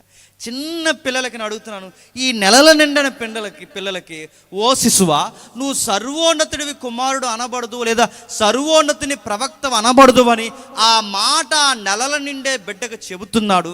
అర్థమవుతుంది అంటారు ఆ బిడ్డకి? ప్రస్తుతానికి అర్థం అవుతుంది, కానీ ఎదిగిన తర్వాత ఆ పదాలు గుర్తుంటే ఖచ్చితంగా ఆ బిడ్డకి ఎస్ ఐఎమ్ ప్రాఫిట్ అని అర్థం. ఆ అబ్బాయికి ఆ విషయం తెలుస్తుంది. అంటే నెలల నిండిన బిడ్డల దగ్గరే వాళ్ళ చెవుల్లో మన చేతుల్లో ఉన్నప్పుడు ఏం మాట్లాడాలో చెప్పండి. మీరు దేవుని పిల్లలు, నువ్వు దేవుని కుమారుడివి, నువ్వు దేవుని పక్షాన వాడబడవలసిన పాత్రవి. నీ చదువుల్లో, నీ ఉద్యోగాల్లో, మన ఊర్లో ఇదిగో దేవునికి మాకు మహిమను తెచ్చే బిడ్డగా ఉండాలని బిడ్డల చెవుల్లో గింగురుమనేలా మనం మాట్లాడాలట. మాట్లాడుతున్నామా? ఏడుతున్నాడా? ఫోన్ ఆన్ చేయండి ఫోను అంటున్నారు. ఏమని చెప్ప ఫోన్లో ఏమని చెప్తావు? ఏమైనా సూపర్ బుక్ ఆన్ చేస్తావా? ఏమని చేస్తావు? వాళ్ళు ఏడుస్తుంటే మనం ఏమంటున్నాం? కొంతమంది ఉంటారు తల్లులు సంకన వేసుకుని గొడవ పెడుతుంటారు. సంకన ఇలాగ వేసుకుని అలాగ నాన్నతో అలాగలా తిరిగి అడుగుతుంది. వింటారు, అన్నీ వింటారు తెలుసా? వాళ్ళు నీ సుప్రభారతం అంతా వింటారు వాళ్ళు, నీ అమూల్యమైన సంగతులు అన్నీ వింటారు వాళ్ళు. నువ్వు ఊతున్నాక వజ్రాలు ఆ వజ్రాలన్నీ వింటారు వాళ్ళ మైండ్లో అలా తిరుగుతాయి. అప్పుడు కాక అర్థమవుతుంది. ఆ బూతు ఎదిగిన తర్వాత అర్థమవుద్ది, ఆ రోజుల్లో మా అమ్మ ఎక్కువ ఇలాగ అనేది, మా నాన్న ఎక్కువ ఇలా అని. చిన్న పిల్లలకి ప్రవక్త చూడండి ఏమని, ఓ సర్వోన్నతిని ప్రవక్త అనబడదు. ఓ శిశువా, నీవు సర్వోన్నతిని ప్రవక్త అనబడదు. నువ్వు ప్రవక్తవే. మన బిడ్డలకి ఏం చెప్తున్నావు? నేను మిమ్మల్ని అడుగుతున్నాను, మన బిడ్డలకి ఏం చెప్తున్నావు? వాళ్ళ తాతలాగా ఉన్నాడు అని చెప్తున్నాము. వాళ్ళ తాత ఏం చేశాడు? తాగి చచ్చిపోయాడు. అది పోలుతున్నావు ఆయనకు. వాళ్ళ అమ్మలాగా ఉంది ముక్కు, వాళ్ళ అమ్మమ్మలాగా ఉంది ముక్కు. అంటే వాళ్ళ అమ్మమ్మ ఎలా చచ్చిపోయింది? గొడవతో చచ్చిపోయింది, గొడవలో చచ్చిపోయింది.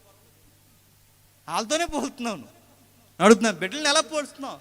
నువ్వు అలా ఉన్నావు, నువ్వు ఎలా ఉన్నా కాదు. మన బిడ్డల పోలికడి చెప్పినా, ఓ దేవుని కుమారుడా, దేవుని కుమార్తె. అలా ఉండాలి. పాటలు ఎంత బాగా పాడుతున్నాడు చూడండి. సర్వోన్నతిని ప్రవక్త అనబడదు, మన దేవుని మహావాత్సల్యమును బట్టి వారి పాపమును క్షమించుటకు తన ప్రజలను రక్షణ జ్ఞానం అనుగ్రహించినట్లు ఆయన మార్గములు సిద్ధపరచుటకే నీవు ప్రభువునకు ముందుగా నడుద్దివి. నువ్వెవరో తెలుసా? పైలట్ అని. నువ్వు దేవునికి ముందెళ్ళే పైలట్ అంటే మార్గదర్శివి.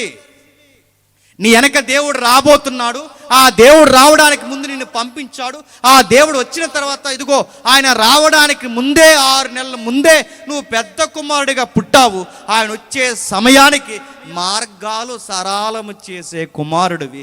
ఆయన వస్తున్నాడో అని చెప్పే ప్రచారకర్తవి, అంబాసిడర్వి, ప్రాఫిట్వి. నువ్వు ఎలాంటి వాడువో తెలుసు. ఇదిగో మీడియేటర్వి. సమాజం ఒక్కసారే బెంబేలెత్తిపోయేలా ఉండాలి.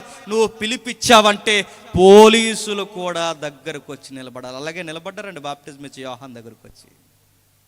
ఆయన యోర్దాను నదిలో ఆయన గల్ అని మాట్లాడుతున్నప్పుడు ప్రజలందరూ ఆయన దగ్గరకు వచ్చినారు. గవర్నమెంట్ ఎంప్లాయీస్ వచ్చారు. ఆ గవర్నమెంట్ ఎంప్లాయీస్లో పోలీసులు వచ్చారు. పోలీసులు అడిగారు. ఒక ప్రవక్త దగ్గరకు వచ్చి తోలుదట్లు కట్టుకుని ఒంటె రోమాలు వేసుకుని మిడతలు తింటున్న ఆయన దగ్గరకు వచ్చి ఆ నది దగ్గర నిలబడితే ఆ పోలీసులు గవర్నమెంట్ ఎంప్లాయీస్ అందరూ వచ్చి అన్నారట, మా ఉద్యోగాలు ఎలా చేయాలో చెప్పండి, ఆ విధంగా మేము నడుచుకుంటాం. ఎంప్లాయీస్ అడిగారట ఎవరిని?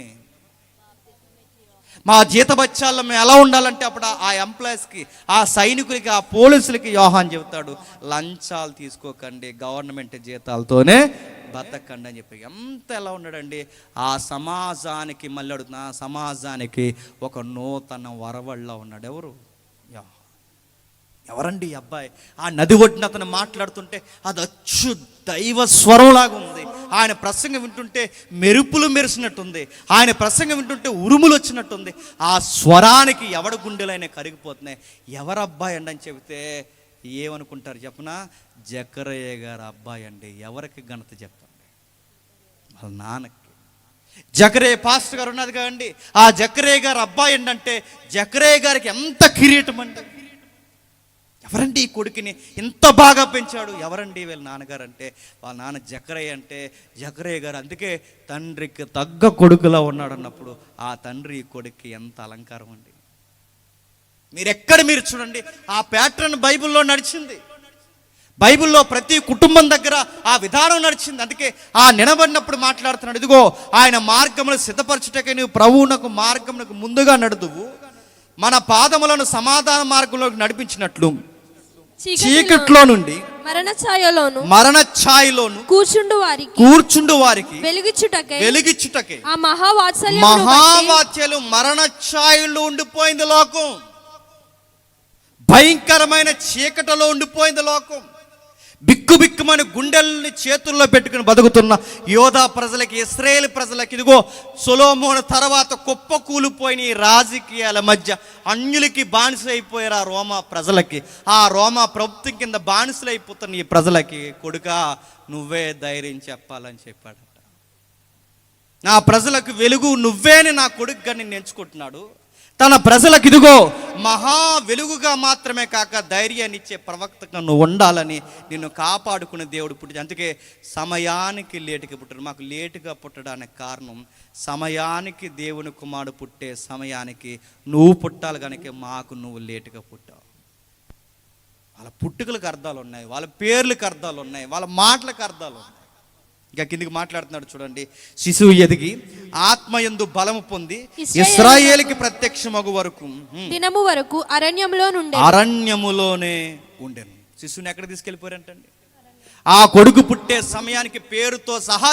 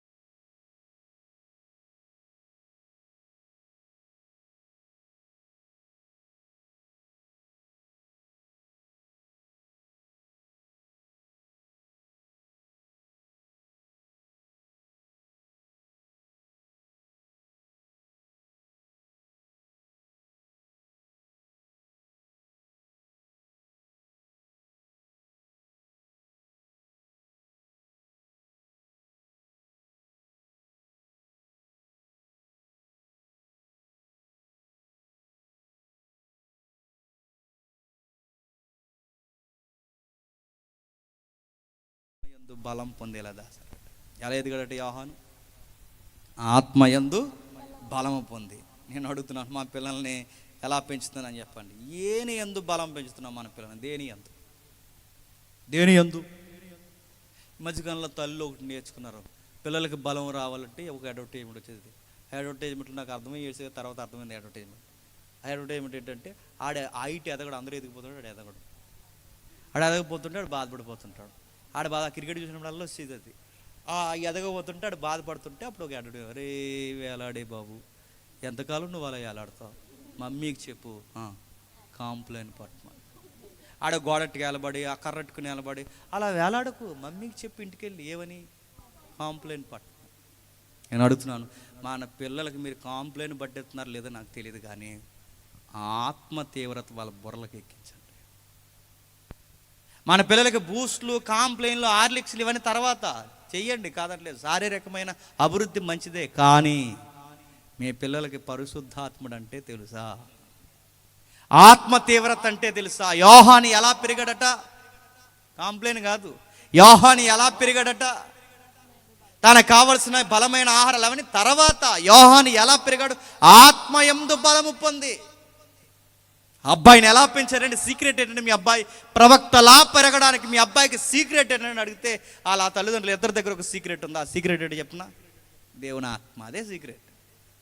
మా అబ్బాయిని ఇంత బాగా మేము పెంచడానికి కారణం దేవుని ఆత్మ తీవ్రతలో మా అబ్బాయిని మేము పెంచాం అని చెప్పారు.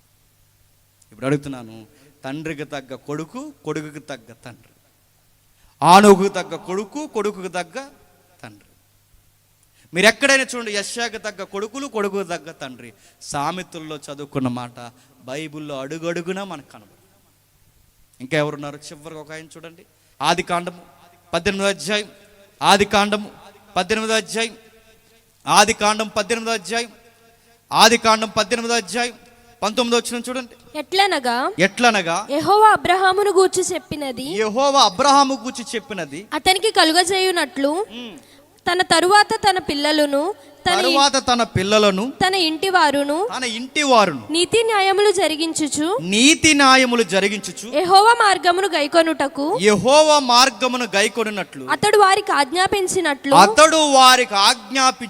నేను అతన్ని ఎరిగి ఉన్నాను. అబ్రహాం గారు ఏం నేర్పించారంటండి? తన కొడుకులకి మనవాళ్ళంటే యాకోబు వరకు. మీరు అబ్రహాం వయసు ఇంటికి వెళ్ళిన తర్వాత లెక్కలేయండి, 120 సంవత్సరాలు. 120 సంవత్సరాలు చనిపోయే సమయానికి అబ్రహాం గారికి యాసావు, యాకోబు కూడా తెలుసు.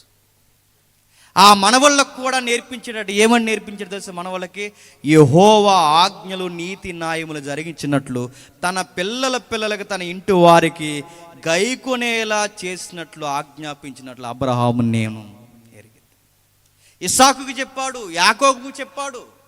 వాళ్ళ పిల్లలకి అబ్రహాము చెప్పినవి కొనసాగించినట్లు అబ్రహాము బోధించాడట. మీరు అందుకే చూడండి, ఇస్సాకు ఎంత బాగుంటాడు తెలుసా? అబ్రహాం గారు అబ్బాయి అంటే అబ్రహాం గారు అబ్బాయిలాగా ఉంటాడు. ఎంత చక్కగా ఉంటాడో చూడండి. పిల్లల్ని ఒడిలో కూర్చోబెట్టుకుని పిల్లలకి చక్కటి పాఠాలు, దేవుని నీతిది, న్యాయం ఇది, ఆయన ఆజ్ఞది, ఇలా ఉండాలి నాయన, మీరు దేవునికి సాక్ష్యంగా ఉండాలి. మన ఊర్లో, మన ప్రాంతాల్లో ప్రజలకి ఎవరు ఈ బిడ్డలు అన్నప్పుడు దేవుని బిడ్డలు, తర్వాత ఇదిగో పలానా వారి బిడ్డలని అందరూ చెప్పుకునేలా ఉండాలి నాన్న అని చెప్పుకుంటూ బోధించాడు. మనం ఏం చెప్తాం? మన పిల్లలకు చెప్పాలి. ఏం చెప్తాం?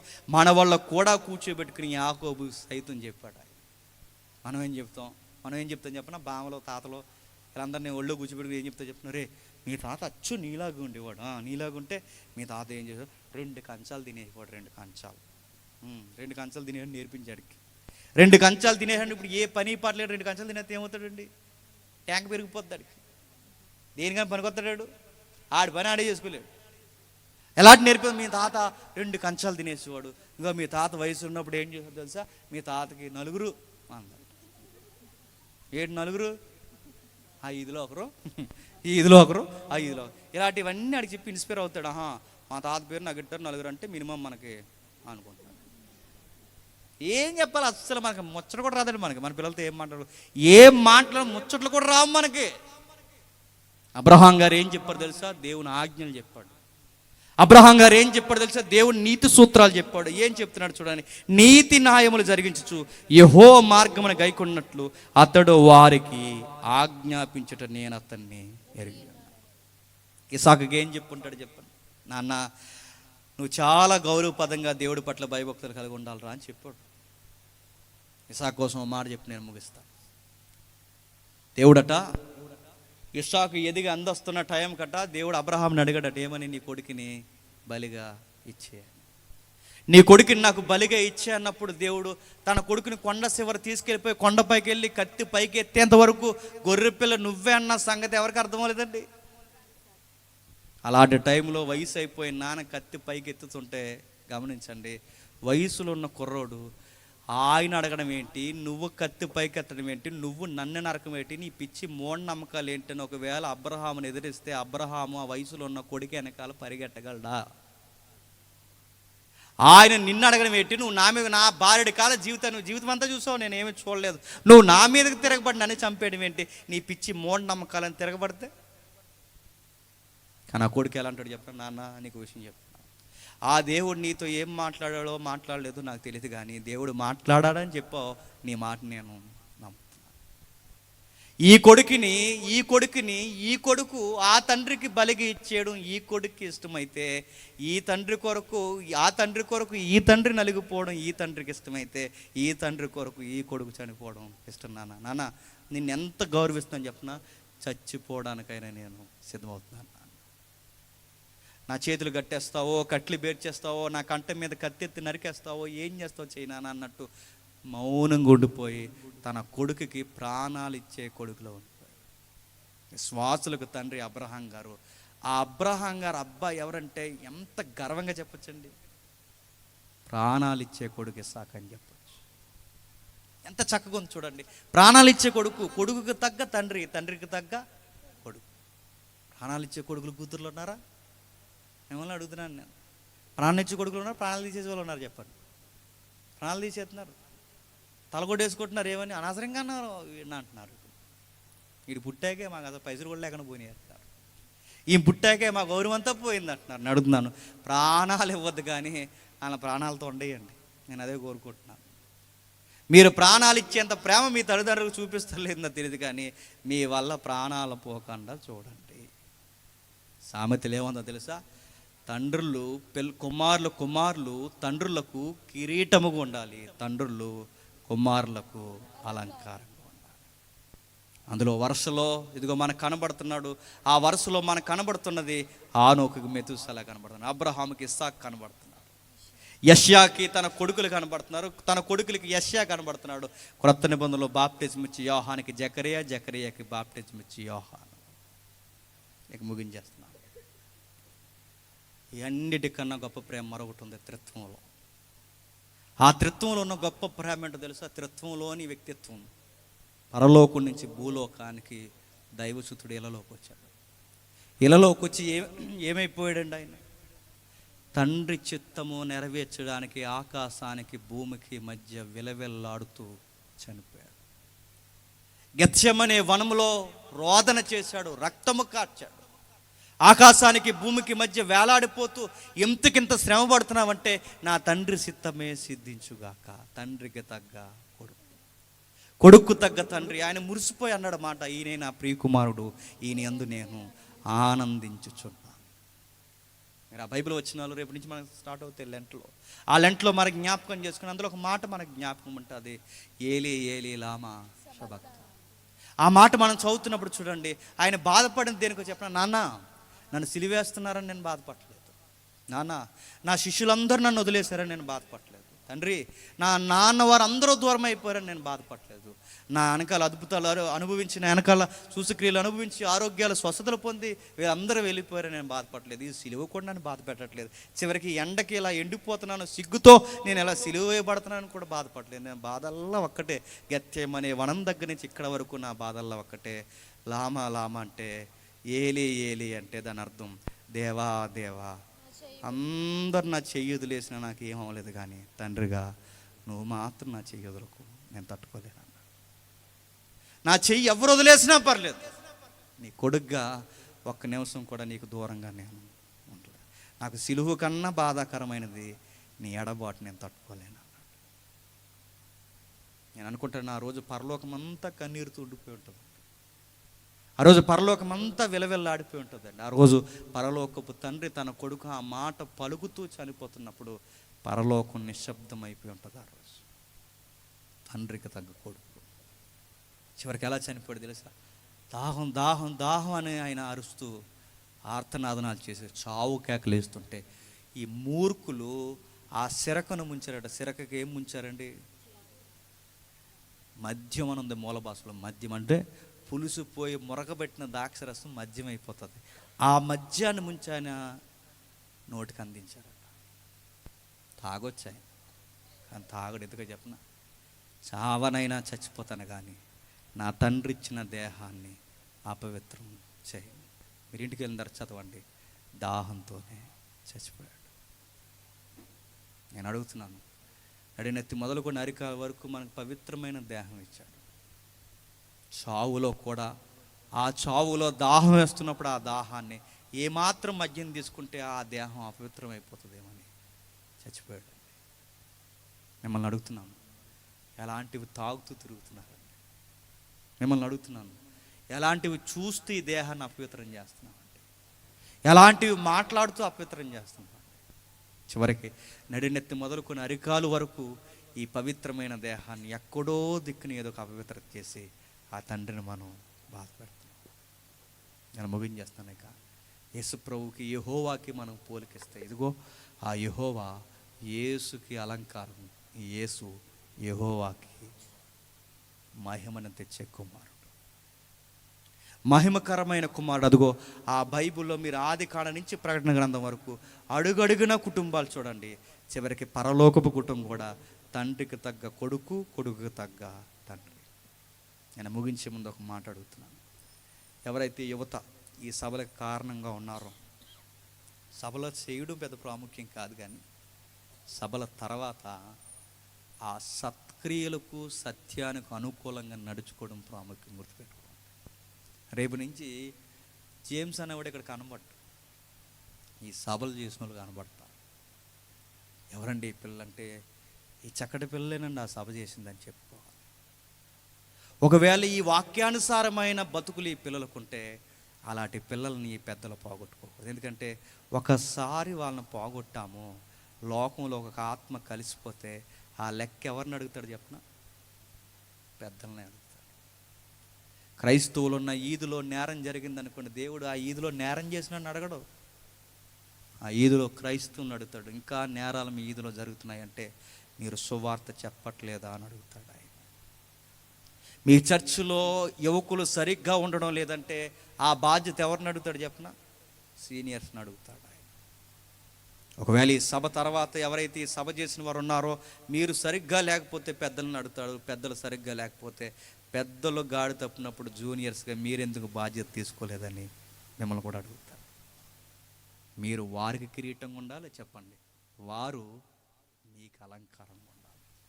మీ కుటుంబంలో ఎంత బాధ్యత తీసుకుంటారో మీ సంఘంలో కూడా అంతే బాధ్యత తీసుకోవాలి. ఇందులో చెల్లి ఎలా ఉంటుంది, అక్క ఎలా ఉంటుంది, అమ్మ ఎలా ఉంటుంది, తమ్ముడు ఎలా ఉంటున్నాడు, అన్నయ్య ఎలా ఉంటున్నాడు, ఇలాంటి ఆత్మీయమైన వరుసలో తిమోతికి చెప్పాడుగా, పెద్దవారిని తండ్రులనియు, చిన్నవారిని అన్నదమ్ములనియు, చిన్నవారిని అక్కజెల్లని పిలవమని చెప్పాడుగా.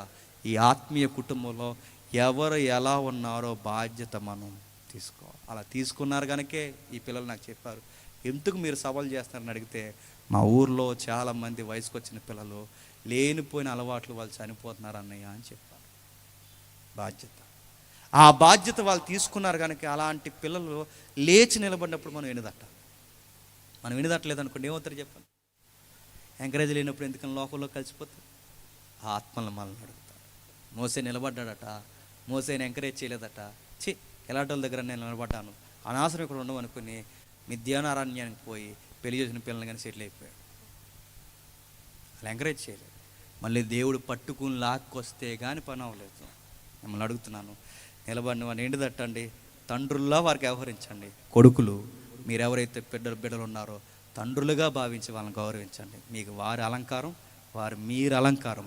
మీ ఇద్దరు కలిస్తే ఈ సంఘము ద్వారా అడుగుతున్నాను, మీ ఊర్లో ఉన్న తాగుబోతుల్ని, తిరుగుబోతుల్ని, వ్యభిచారుల్ని, దొంగల్ని, అబద్ధకోరుల్ని అందరిని మార్చి ఈరోజు బాలేదు ఈ ఊరు అన్న ఈ ఊరినే 10 సంవత్సరాల తర్వాత ఆ ఊరికి మంచి సాక్ష్యం ఉందని చెప్పుకునే స్థితికి మన ఊర్లో మనం ఎంచుకోవాలి. మా ఊరిని ఏమని ఊరు చెప్పినా ఏడ్లపాలెమా ఆయన, ఆ ఊరు పిల్లనే ఇచ్చేవారు కాదు.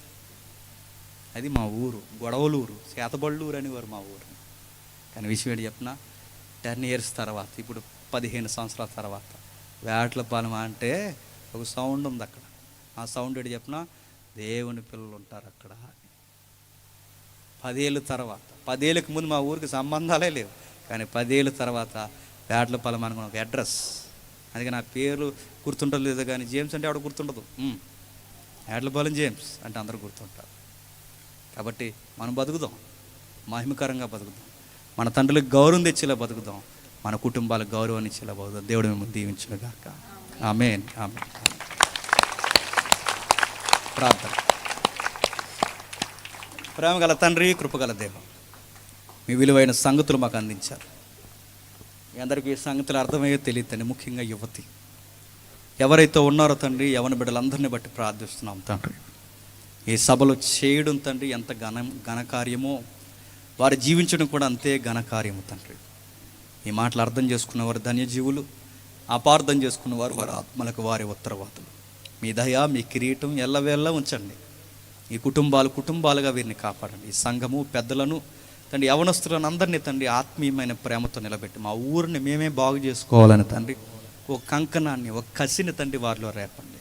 మరణ ఛాయల్లో ఉన్న వారిని, బాధల్లో కూరుకుపోయిన వారిని తండ్రి, భయంకరమైన మనోవేదన గురైపోయి ఆత్మహత్యలు చేసుకుంటున్న వారిని, వ్యసనాల్లో తండ్రి ప్రమాదాల్లో పడి చచ్చిపోతున్న వారిని మేమే మార్చుకోవాలని తండ్రి వీరు తీసుకున్న నిర్ణయం గొప్పది. అండ్ ఆ నిర్ణయానికి తగినట్టుగా వీరిలో ఐక్యత, ప్రేమ, ఆత్మ తీవ్రత ఇంకనూ రగల్చండి తండ్రి. ఈ సంఘ పెద్దలను తండ్రి, యవనస్తులను తండ్రి, ఈ సంఘంలో ఉన్న కుటుంబాలని అందరినీ తండ్రి మరింత బలపరచండి. ఈ సభలను బట్టి ఎటువంటి ఇబ్బంది, బంధకము తండ్రి, ఎటువంటి తండ్రి గొడవలు వీరి మధ్య జరగకుండా తండ్రి శాంతి సమాధానంతో జరిగించి మరింత ఈ సంఘాన్ని ఆత్మీయ తీవ్రతతో నడిపించండి. ఎవరైతే సంఘానికి మూల కంబాలుగా, స్తంభాలుగా ఉన్నారో వారందరి కుటుంబాలని ఆదరించండి. మీ దయగల హస్తములు చేతండి వారిని దీవించండి. స్థానిక దైవజనుల్ని, పెద్దలను తండ్రి, వారి ఆత్మీయ కుటుంబాన్ని మరింత బలపరిచి మాకు తెలియని ఏ కన్నీళ్ళు, ఇబ్బందులు వారికి ఉంటే తండ్రి తీసివేయండి. మీ దయగల హస్తముల చేత వచ్చిన ప్రతి కుటుంబాన్ని తండ్రి నూతన సంవత్సరంలో నూతనమైన కార్యములు తండ్రి వారికి జరిగించండి. తండ్రి మమ్మల్ని శత్రువుగా భావించి మమ్మల్ని హేళన చేసి తండ్రి మమ్మల్ని నిందించిన వారు ఎవరైనా ఉంటే వారిని క్షమిస్తారని కోరుతూ వారిని మీ చేతులకు అప్పగిస్తూ సమస్త కార్యాల్లో మీకే మహిమను ఆరోపిస్తూ క్రీస్తు నామమున ప్రార్థన సమర్పిస్తున్నాం తండ్రి. ఆమేన్. ఆమేన్. ఆమేన్.